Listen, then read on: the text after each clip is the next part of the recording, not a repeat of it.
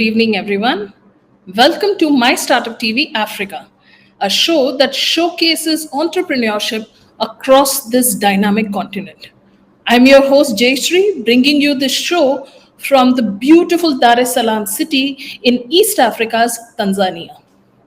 Before we dive into tonight's exciting content, here's a quick reminder to all our viewers that you can stay connected with us and My Startup TV Africa 24/7. Subscribe to our podcast on Spotify and Amazon Music.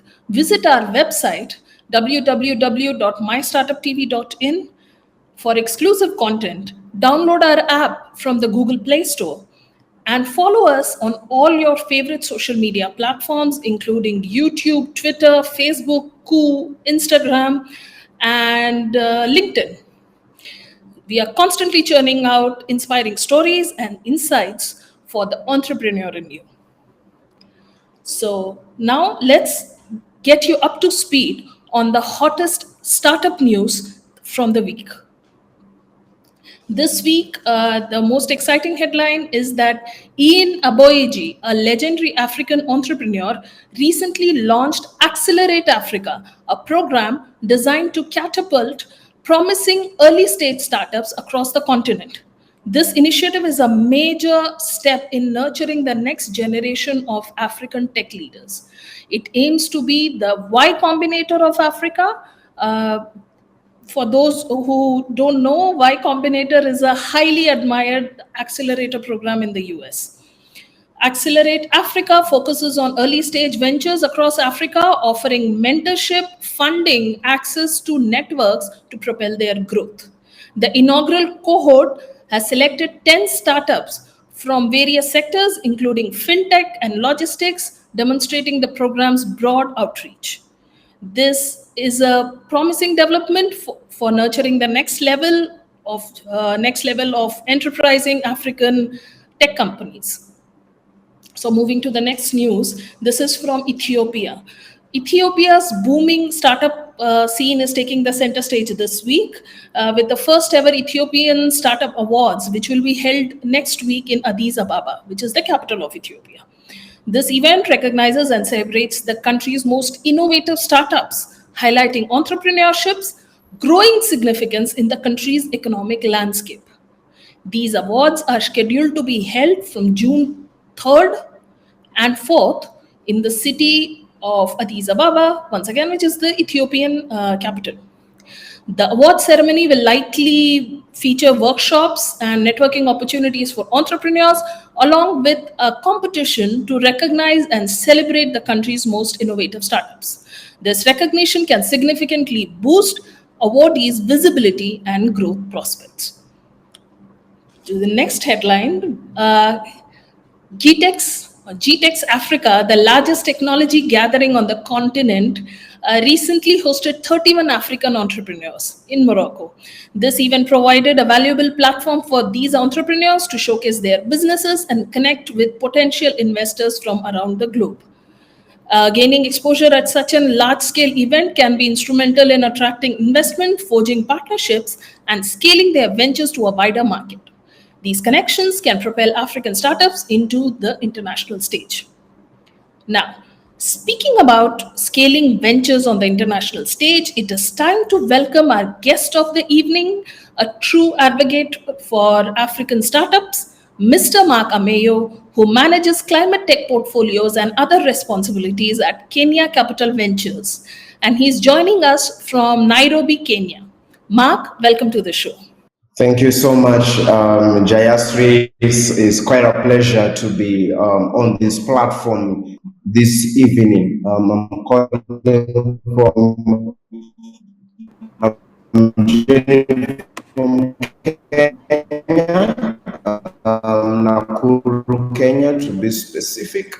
And Mark Ameyo, representing Kenya, gender inclusive and climate impact investor in Kenya, providing both capital and technical assistance support to micro and small and medium enterprises in Kenya, specifically in the 5 target sectors mostly affected by climate change, that is agribusiness, waste management, water management, commercial forestry, and renewable energy. Yeah. That's interesting. That's actually how I wanted to begin the interview as well. I was about to tell you to introduce what work you and your team do in climate in Kenya. I especially wanted to know what Kenya Climate Venture does and what's your role within the company. Do you want to give a quick brief to our viewers before we get started on the discussion? Sure, Jayshree. So yes, my role specifically at Kenya Climate Ventures is I'm an enterprise development officer, and that essentially means that I provide both financing and capacity building support, essentially portfolio management support to our 23 enterprises within Kenya.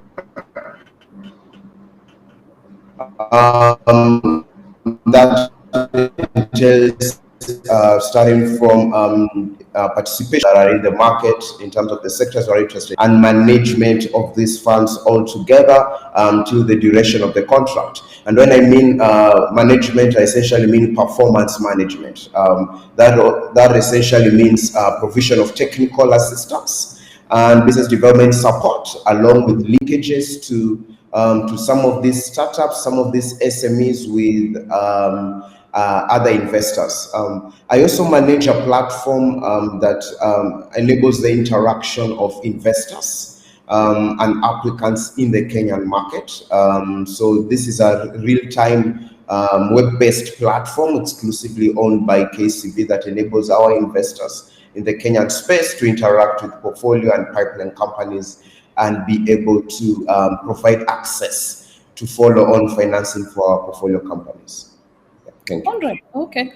So, for some of our viewers may not be familiar with a lot of terms and jargons involved in the world of investing. For such viewers unfamiliar with impact investing, could you explain the concept and maybe in very few words explain what impact investing is and its role in Africa's development? Great. So impact investing is essentially investments that is essentially drawn towards generating sustainable impact or effect in the life in the social and economic livelihoods of people, directing or channeling investments to enterprises that have a capacity and magnitude to generate impact that alleviates some of the effects of climate change. Essentially, we are talking about either reduction of greenhouse emissions, improvements of households' incomes. We're also talking about reduction of use of fossil fuels and maybe incorporation of more clean energy sources. Yes, to enterprises that will generate both a social and economic and even a climate impact in the societies. Yeah. So, from the climate point of view, so what are the key focus areas for Kenya Climate Ventures in terms of climate smart solution? Are you talking about agribusinesses? Are you talking about waste management and water management alone, or there are other areas as well? Good question. So what we try to do at Kenya Climate Ventures is to focus on the sectors that will be able to generate as much impact as possible. Based on our analysis, we narrowed down to 5 predominant sectors. One of the sectors is agribusiness, and there we're talking about some subsectors like agri-tech, agri-processing. We're also talking about another sector called water management. How do we access to water and sanitation? We're also talking about renewable energy, and yeah, we're talking about clean energy. We're also yes, essentially clean energy. We're talking about cook stoves. We're talking about briquettes. We are also talking about another sector is commercial forestry. and here we are majorly speaking about seedling production. We are majorly speaking about some of these difficult claims. We're also talking about waste management. How do you convert waste into something that is sustainable? For instance, we're talking about sugar bagasse. How you convert sugar bagasse to briquettes, and you sell the briquettes, and briquettes are examples of clean energy and emit less fossil fuels, into the environment. That sounds very exciting. Can you give an example of a successful company at KCV and the impact it is creating? Perhaps our viewers would be very excited about knowing about such kind of a company.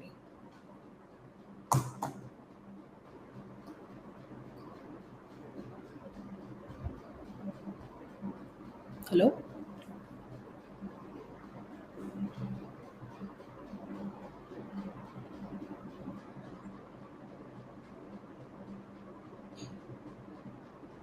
Mark, I think you're on mute. Could you please check your audio once again?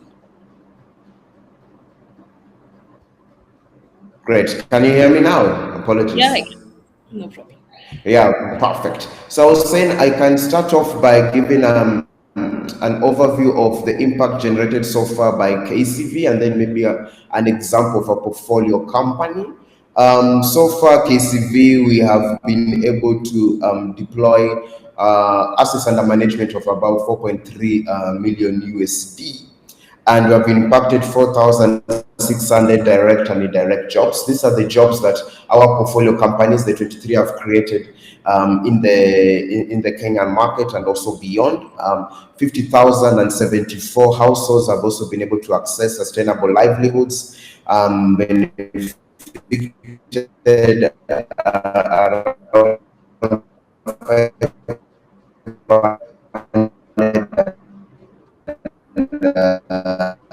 and 60 micro enterprises, installed more than 6.9 megawatts of grid renewable energy, contributed to the reduction of CO2 emissions amounting to 400 CO2 emissions. In terms of some of our portfolio companies that we have seen have been able to generate a lot of I can see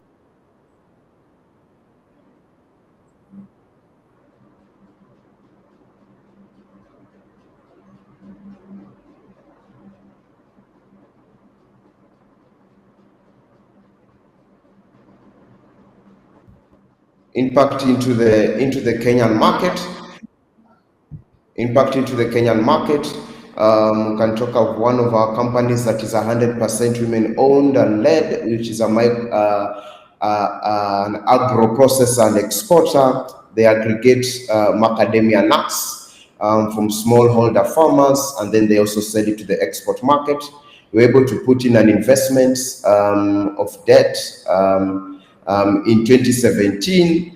And then, of course, also a convertible debt in 2020. And we have seen that the business has actually grown to include from a portfolio of 1 to 10 in the US, in Europe, China, Japan, and other markets, and leveraged an estimated 2 million of follow-on investments from critical investors such as Rubber Rural Fund, Root Capital, USAID, and WRI. This same enterprise has been able to create and sustain 163 jobs, provided 7,500 households with access to markets for their products, and supported retail enterprises in accessing business opportunities. That's actually quite impressive. So, from the point of view of a company like Kenya Climate Ventures, what are the biggest challenges that such kind of companies face when evaluating and supporting climate-focused businesses?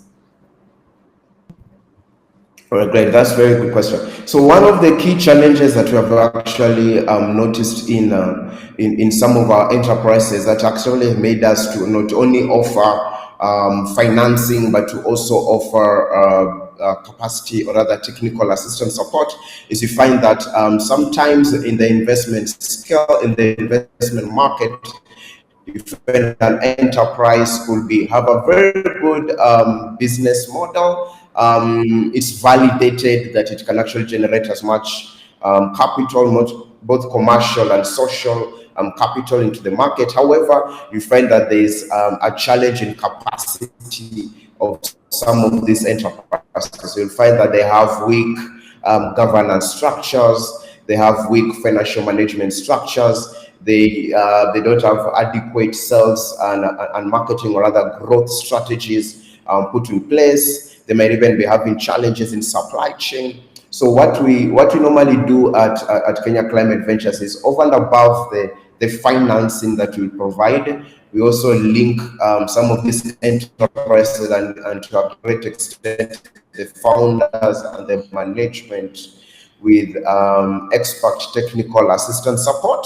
This is to capacity build them to be able to provide more services and more value to their target markets. So this capacity assistance support can range from a period of 6 months to 1 year, specifically targeted and tailor made to specific challenges that these enterprises are facing, maybe challenges in supply chain, maybe challenges in governance, maybe challenges in sales and marketing. Build these challenges, and this is post technical assistant monitoring, and this entails constant reviews and making sure that the recommendations put forth are actually being followed through, and these enterprises are continuing on to generate as much impact as possible. It's interesting. So, at My Startup TV Africa, we are not creating content just for entrepreneurs. We are also focusing on ecosystems that support such entrepreneurs. We know that a lot of our young audience are keen on pursuing careers in the startup ecosystems in their country, their states, and whatever.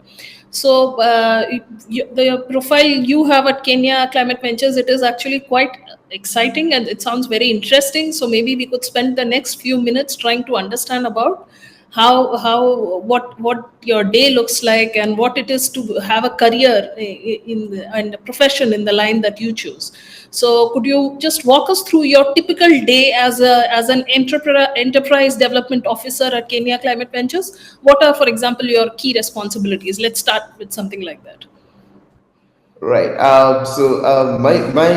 So it's quite an interesting question. So for those who want to maybe venture into this space, I can tell you it's a space of long hours, but you will be able to put a smile on somebody's face at the end of the day. So my typical day usually starts with a review of maybe a deal, maybe an investment pitch deck that has been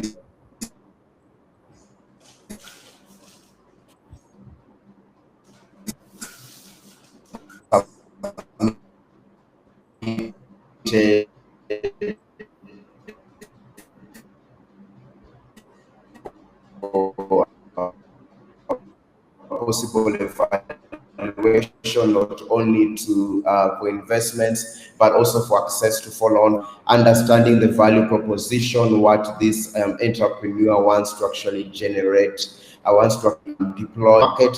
And then, of course, I will be to investors, then actually support this entrepreneur wants to achieve. Please go. Please go. Knowledge, is this a business model that will scale?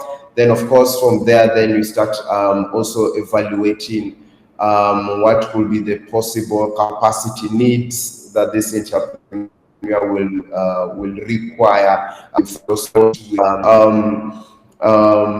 Evaluate to make sure that this is in the long run, and then interact with some of my portfolio clients, find out what are some of the challenges are going through that you are looking at introducing them to. Then I also have to interact with the investors, find out how are they interacting with some of our portfolio companies on our platform, what are some of the key issues that they may need addressed.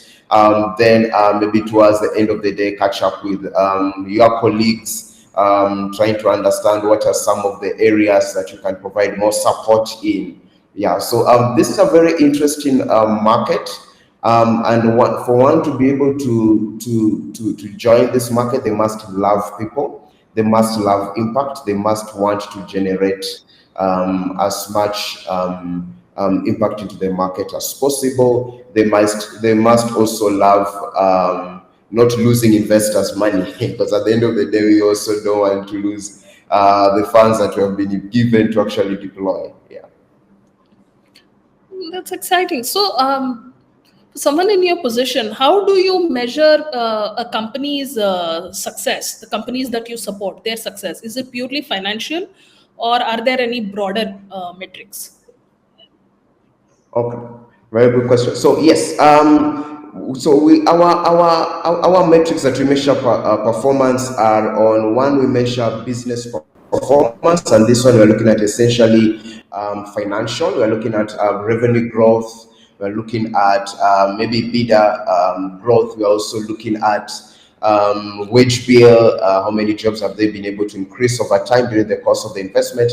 Then we also look at some social indicators, like households that are benefiting, women owned or led. So there's a lot of push into gender lens investing currently. So we look at women owned enterprises that have benefited, youth owned or led enterprises that have also benefited. We also look at some environmental indicators, such as waste recycled, the tonnage of wastes that have been recycled, CO2 emissions that have been reduced, CO2 just greenhouse gas emissions that have been reduced. We also look at clean energy that have been installed, especially for most of our renewable energy projects.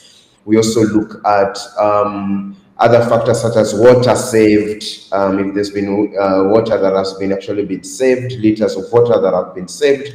We also look at more so in the employment avenue. We look at the women employed, women in management, women in the board,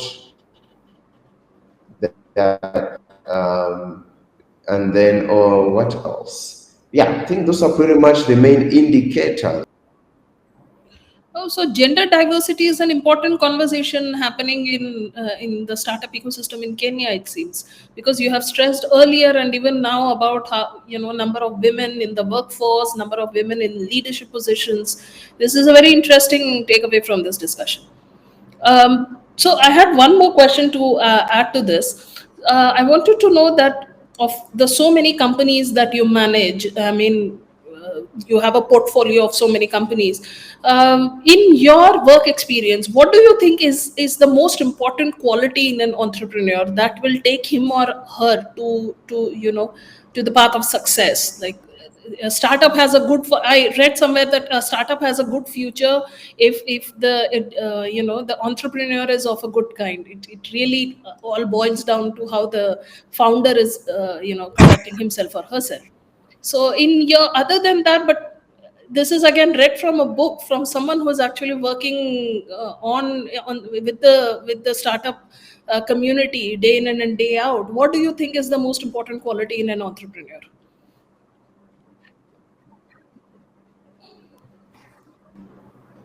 Okay, so the thing that we really look at in terms of an entrepreneur is, as you may or not be aware, is that there's a common saying that 95% of businesses, I think it's 95% of businesses actually fail within the first year of them starting. So what we are really looking at in terms of our entrepreneurs is resilience. Are they resilient? Can they be able to put in the work? Yeah, we look at entrepreneurs that are teachable, entrepreneurs that are looking for more support. They are willing to go an extra mile to actually make sure that they are able to bring their businesses to the point where they want to go. And these are entrepreneurs that will take advice. These are entrepreneurs that will be resilient. They will not give up. These are entrepreneurs that are hungry. They are always searching for opportunities. These are entrepreneurs that are quick. Yeah, quick in terms of documentation requests, quick in terms of linkages, support, quick in terms of that kind of interaction between government, between investors, etc. So resilience is one of the key things. A mind that does not want to give up is a very attractive trait for an investor to look at an entrepreneur. Okay, I'm going to devote the next few minutes into the future of climate smart solutions in Africa. So, my first question in this segment would be: what are some of the most promising trends in climate smart solutions across Africa? Let's start with Kenya. What do you think are some of the most promising trends in climate solutions in Kenya?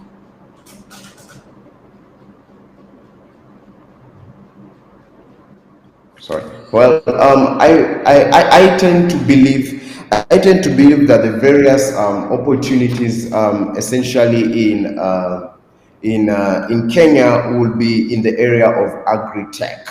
Right now, technology is playing a very big part of the investments, especially in climate, and we are finding out that some of these enterprises that are encompassing technology are actually enterprises that will be sustainable for the future. I can give you an example, like a company that provides solutions for post-harvest losses of produce, a company that connects CBOs, cooperatives, farmers in extension to export markets, to more international markets. Those are some of the enterprises that will be very, very key for an investor to invest in, not only in Kenya, but also in Africa. Another key place would be in aquaculture. We are seeing that there's a great move of now investments in fisheries and in projects that can be able to improve our coastal biodiversity. We are also looking at investments in renewable energy. As you may or not be aware, right now 98% of electricity in Africa is actually being generated from clean energy sources. And these are some of the avenues that investors are putting in more money, especially in solar. We're talking about majorly solar PV projects. We're also talking about clean cook stoves, especially for the markets mostly in the refugee settlements and in the marginalized markets. So these are some of the areas that I believe investors are really looking into. One of the other areas is, of course, on water and sanitation, to be specific. We're looking at how do we mostly purify water. So companies that come up with solutions or water purification solutions, like water filtering solutions, will be very, very key. Yeah. That sounds very inspiring. But how do you think the government and such policymakers can support the initiatives that you just mentioned, the businesses that you just mentioned? So the government can usually come in terms of policy, just enacting proper laws that actually support investments. Government can also come in by pushing more blended investments.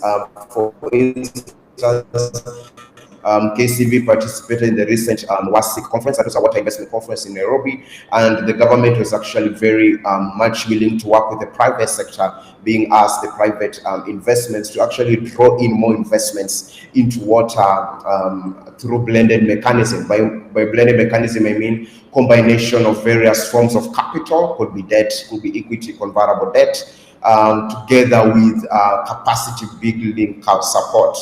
Right, with technical capacity support, because we found out that these entrepreneurs not only need financing, but they also need capacity to be able to be competitive and to draw impact into the African market by extension.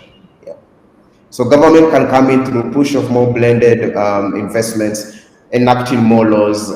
Try as much as possible not to overtax enterprises. That is one of the areas enterprises are actually feeling. But I think most of these laws needs to be enacted with a lot of consultation with the private sector.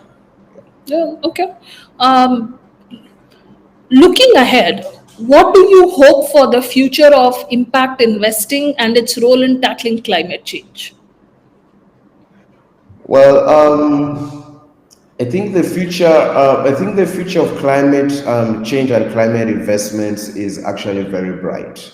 More and more financing is actually being channeled into specifically Africa, majorly because of the past historical aspects of not being properly financed. And we are seeing a lot of investments, especially in climate. You must be aware that there's, of course, the the COP 27, and the generating initiatives that are being channeled through the United Nations, and some of Seems like there's a technical issue and probably an internet problem. I can see Mark's image frozen, but I can't hear him. Perhaps we'll wait for 1 or 2 more minutes and check if he can fix something.